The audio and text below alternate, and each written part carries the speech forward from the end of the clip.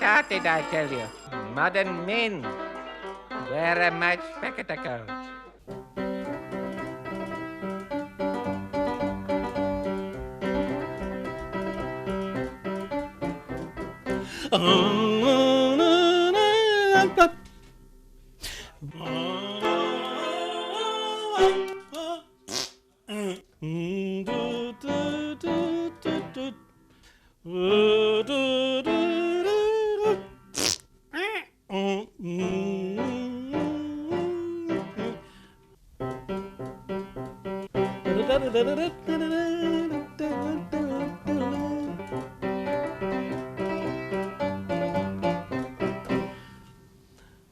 Hello, my name is Philip Ladd.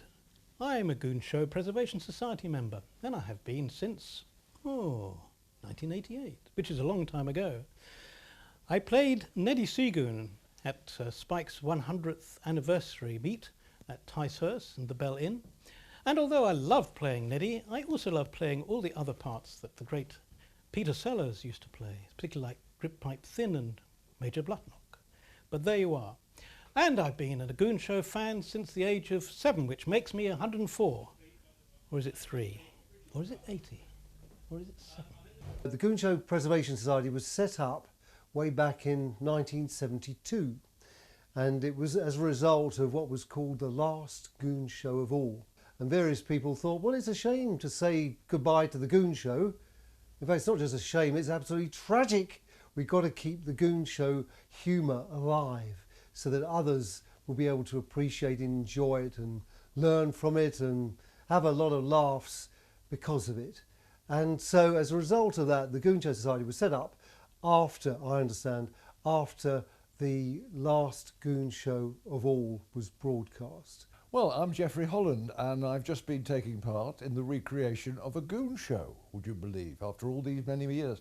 I worked on the radio and was lucky enough to be with the producer that created a 50th anniversary Goon Show in 2001 called Goon Again. And I was recruited by him to play all the Peter Sellers characters, you know, Major Bloodknock, Henry Crun, Blue Bottle, Grit Pipe Thin, and et al., you know, and all the others. So that has always been in my blood and always done it for fun, really. And since then I've been joined up with the Goons Show Preservation Society. They're all barking mad, of course. I wouldn't be part of it if it wasn't. But and they've asked me to come along a couple of times and do readings to recreate Goon Shows, and that's what we've just done today, because this is being done to mark what would have been Spike Milligan's 100th birthday.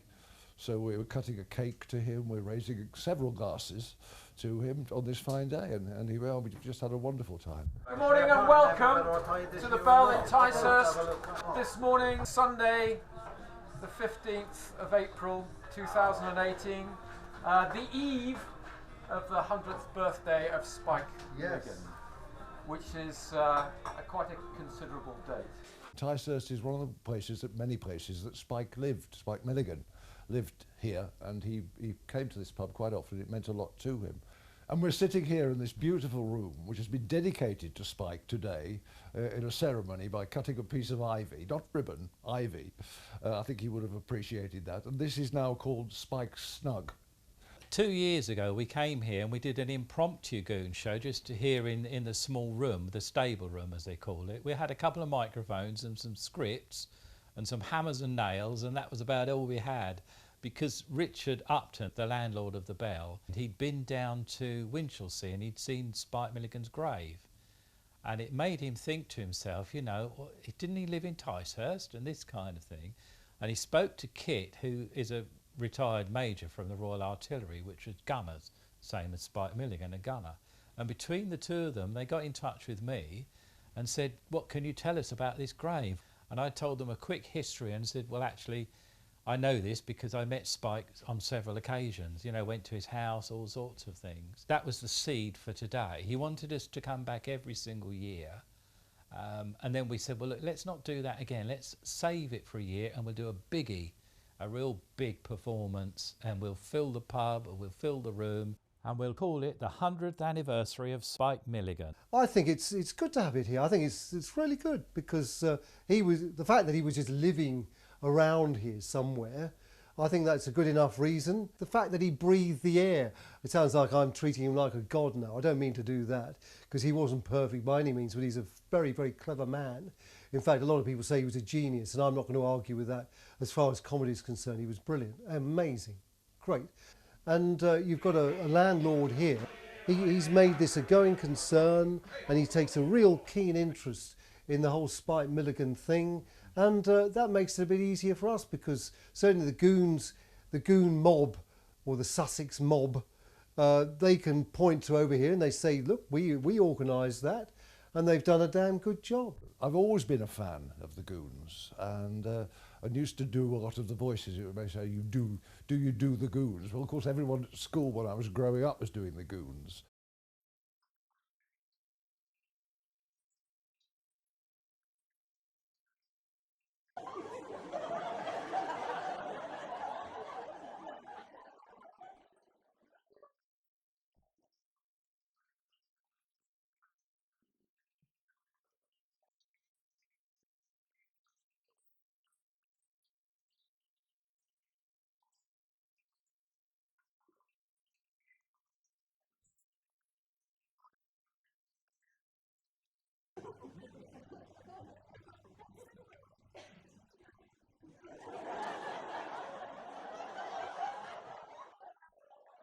But I was never allowed to listen to the Goon Show when I was a small boy in the 50s, because my parents wouldn't have it on, because they thought it was rubbish, because they didn't understand it. It's as simple as that. It's not everybody's cup of tea, but thank heavens it was mine. I was at boarding school when I first got to hear the Goons. I thought, wow, that funny voice, nee, talks like that. And I didn't know who the hell it was, of course, because it was Blue Bottle. And I loved it. I thought, oh, God, this is so funny. And the more you get to hear it, the more you understand what it's about. And it does stretch your imagination. And you picture things which perhaps you wouldn't do. You may not even have the ability to do if you weren't to listen to this programme.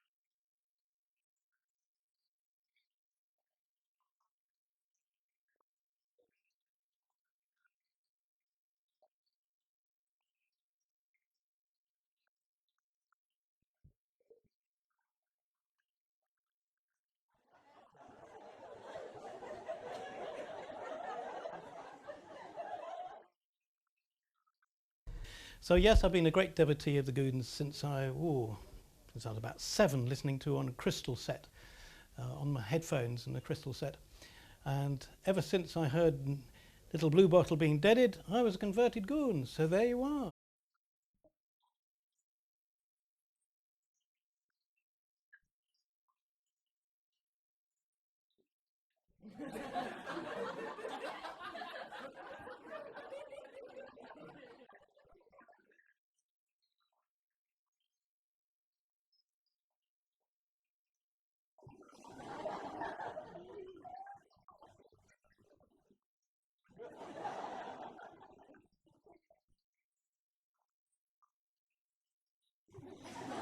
Spike's surreal sense of humour and Peter Sellers' amazing impersonations, different voices. It was all so clever, very clever stuff. And he just whisked you away, and I loved it. I thought it was really good. There's a lot of people who could benefit from this, and I'm talking about the youngsters. It seems they don't have very much to inspire their imagination nowadays, and that's something that I think is worth pushing, because when I took over the Goon Show Society, that was one of the things which I was thinking of. Wouldn't it be marvellous if we can get the youngsters to appreciate this kind of humour and not spend quite so much time on computers, computer games and all the rest of it. And I'm afraid that's what they do. And so I suppose you could say I've failed to a certain extent. But I haven't given up. Well, Spike Milligan is one of these geniuses, and by genius in this context I mean somebody who takes things that everyone sees and sees them in a new light so that you can never see them again in an old light. But unfortunately, with all groundbreaking work, once you look back on it from so many years, it becomes the norm and you can't see how spectacular it was at the time. You have to take the context as everything. So for everyone who breaks new ground, the next generation takes it as read. and you have to explain why they're so wonderful. So if someone came to it now, they wouldn't understand without help quite how wonderful Spike Milligan was.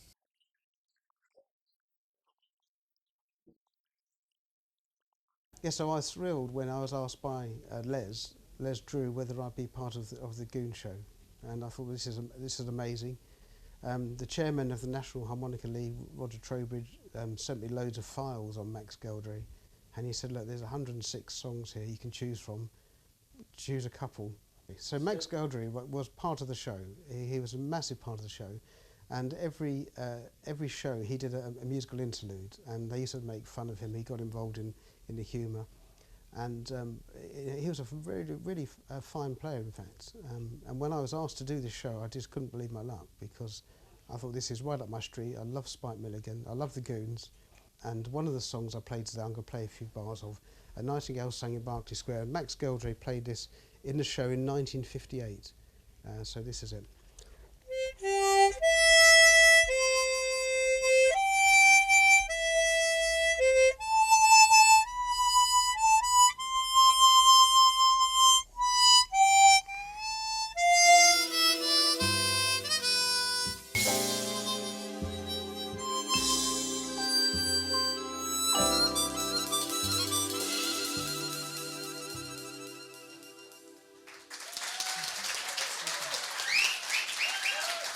Spike had a lot to do with Sussex, actually. When he first went into the army in 1940, he was based in Bexhill, and they didn't have any shells in the Royal Artillery then.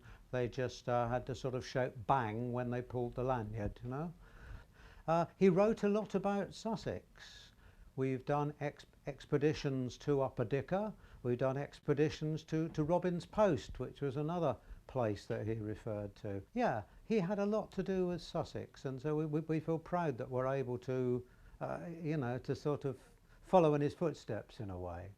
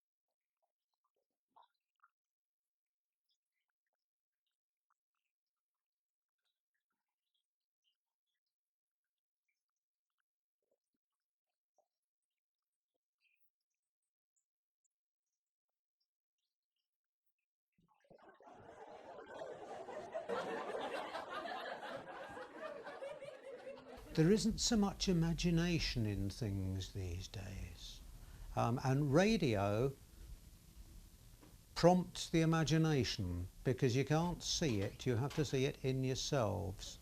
It's like doing the show that we did, that right, everybody stand on the bed and then we'll put it in the water. You know, you can't do that on television, can you? Radio can do that, and it can do it brilliantly, which is what Spike knew how to do, but you can't do it visually. Just for a nice change from my usual Sellers stuff that I do, I've been having the opportunity to play probably Spike's favourite character, which is Eccles. Oh, hello! Oh, yep, oh. So yes, Eccles is brilliant. He's one of my favourite characters. They've also managed to get the old toothless police constable. And William Mate Cobblers, oh mate, and Bernard Miles. Bernard Miles was an interesting one because I've not really captured his voice before, so I hope I did him justice, and I hope we did the Spike script a good justice as well. Silence! Silence in court! Please be upstanded for His Worship Lord Chief Justice Bernard Miles, MP and Bar. Hello, my dears. Yes, I am empty. Mine's a Mackerson. Looks good, tastes good, and golly, well, it does you good. That's another shilling in the old coffers. I think my favourite character is Bloodknock. Oh dear, what will the neighbours think, you know? And the arch scoundrel, you know. The regiment went one way and I and the regimental funds went another. That sort of thing. They're larger than life characters, really weird. But if you look around, you can see bits of them in some people as you go. So I sent the script, and this is without the sound effects and without all the silly voices. I got a script from Les, a Spike Milligan script, and I thought, this is funny. This is ridiculously funny. And you know, they're way ahead of their time. But you know, there are people now making comedy who just could only dream about writing comedy like that. We reenact goon shows, we even write our own goon shows. In fact, the first 2 or 3 pages of today's goon show, which was about looking down the barrel of the rifle, was actually written by Dave Withell. That whole sketch was written by him, right through to the second sort of part of the show today.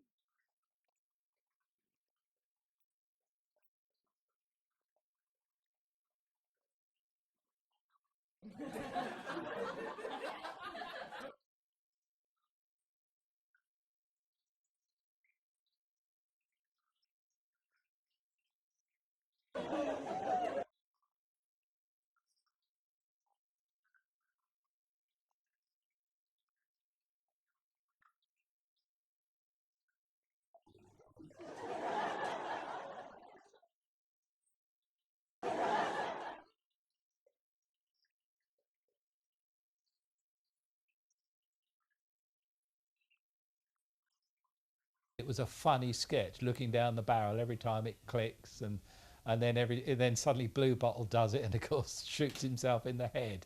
So it was really good. It was an enormous amount of fun, an enormous privilege as well to take on those classic scripts and be part of the legacy of an amazing writer and an amazing legend of comedy. Isn't it amazing? Because my parents loved the Goons. I grew up with the Goons. And people still know them. You know, they live on, which is amazing. The Goon Show was just what the country needed in the years of austerity, genuine austerity, unlike this one of Mr. Cameron and Mrs. May, which people claim is austerity. So I think good luck to Les and good luck to all of the Sussex mob. Well done. Let's do it again sometime.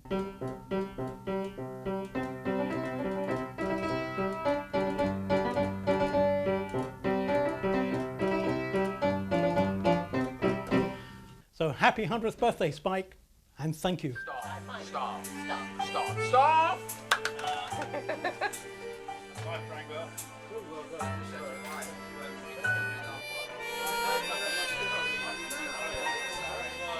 Come and grow a piece of psychotic.